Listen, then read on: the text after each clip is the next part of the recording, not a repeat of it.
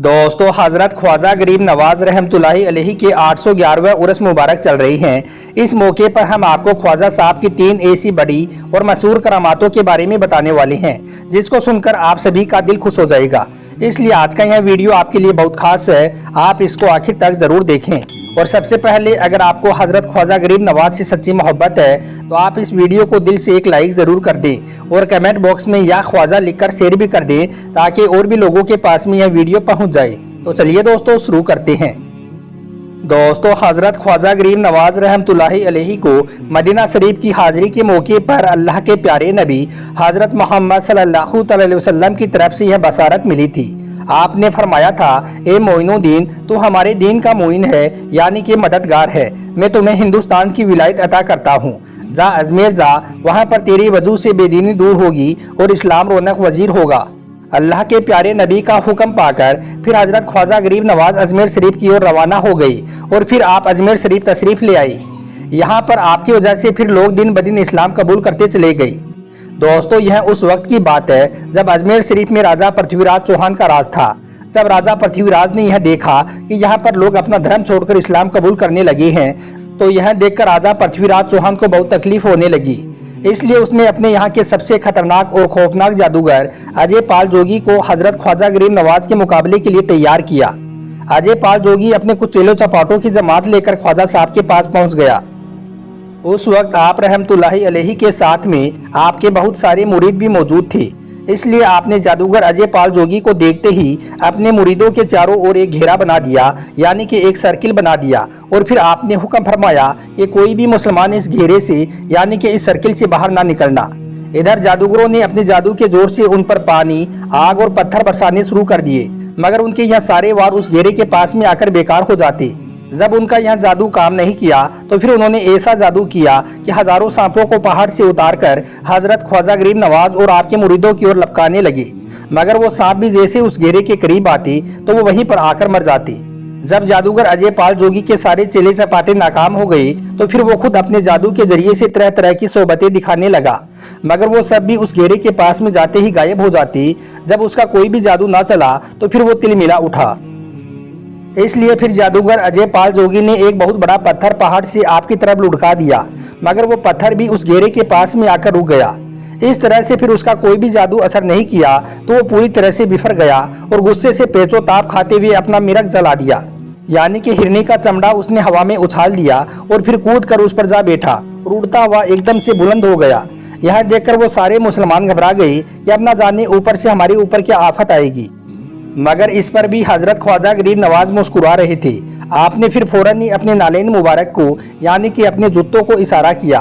हुक्म पाते ही फिर वो बड़ी तेजी के साथ में उड़ते हुए जादूगर अजय पाल जोगी की तरफ रवाना हो गए और देखते देखते वो उससे ऊपर पहुंच गए और उसके सर पर तड़ातड़ मारने लगे। इससे वो जादूगर नीचे की ओर गिरने लगा, यहाँ तक कि फिर वो अजीजी होकर नीचे उतरा और जाकर सीधा ख्वाजा साहब के कदमों में गिर पड़ा और वहीं पर उसने कलमा पढ़ा और वो मुसलमान हो गया। उसके बाद हज़रत ख्वाजा गरीब नवाज ने उस जादूगर का इस्लामी नाम अब्दुल्ला रखा।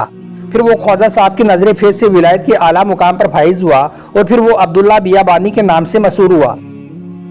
दोस्तों, इसी तरह से जब हज़रत ख्वाजा गरीब नवाज अजमेर शरीफ तशरीफ़ लाए तो यहाँ पर सबसे पहले आप एक पीपल के दरख्त के नीचे तशरीफ़ फरमा हुए। हम आपको बता दें कि यह जगह उस वक्त राजा पृथ्वीराज चौहान के ऊँटों के बैठने के लिए थी, इसलिए आपको वहां पर देखकर राजा के लोग आप पर रोब झाड़ने लगे, आपको बुरा भला कहने लगे। और यही नहीं, उन लोगों ने आपको बड़ी बेअदबी से कहा, ओ बाबा साहब, यहाँ पर आप क्या कर रहे हो, यहाँ से आप उठ जाइए, यह जगह हमारे राजा के ऊँटों के बैठने की है। तो यह सुनकर हज़रत ख्वाजा गरीब नवाज रहमतुल्लाहि अलैहि ने फरमाया, ए लोगों, इतना बड़ा मैदान खाली पड़ा है, तुम्हारे ऊँट तो कहीं पर भी बैठ सकते हैं, क्यों बेवजह मुसाफिरों को तंग करते हो। लेकिन वो लोग नहीं माने और आपके साथ बेअदबी करने लगे। दोस्तों, अब यहाँ पर आप हज़रत ख्वाजा गरीब नवाज की ज़बान की तासीर देखिए। जब वो लोग नहीं माने तो आपने अपना मुसल्ला उठाते हुए फरमाया कि लो, हम लोग तो यहाँ से चले जाते हैं, अब तो इस जगह पर तुम्हारे ऊँट ही बैठेंगे। इतना कहकर फिर आप अपने साथियों के साथ उठे और वहां से चल दिए।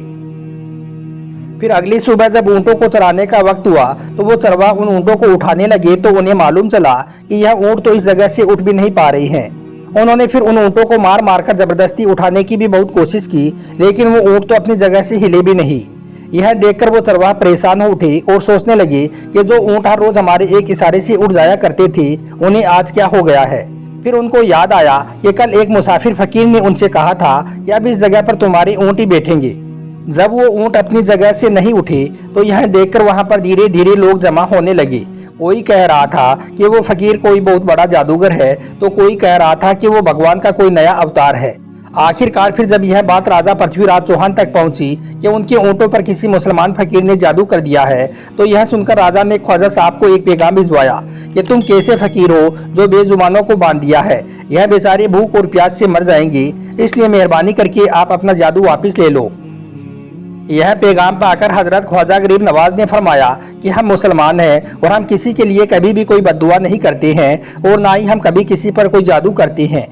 फिर राजा के वो लोग डरते डरते हजरत ख्वाजा गरीब नवाज की खिदमत में हाजिर हुए और अपनी गुस्ताखी के लिए माफी मांगने लगे। यह देखकर फिर ख्वाजा साहब ने फरमाया, ए लोगों, जाओ, जिसके हुक्म से तुम्हारे ऊँट बेटे थे उसी के हुक्म से वापस खड़े हो जाएंगे। यह सुनकर फिर उन चरवाहों ने अपने ऊँट उठाए तो वो पहली बार में ही सारे के सारे ऊँट खड़े हो गए। ख्वाजा साहब का यह करिश्मा देखकर वो सारे लोग हैरान और परेशान हो गए। अब उन गैर मुस्लिमों की दिलचस्पी इन मुसाफिरों में होने लगी थी। अब यहाँ पर हर रोज 5 वक्त की अजान होने लगी और यहाँ पर नमाज अदा की जाने लगी। यह देखकर फिर कुछ लोग राजा पृथ्वीराज चौहान के पास इनकी शिकायत लेकर पहुंचे।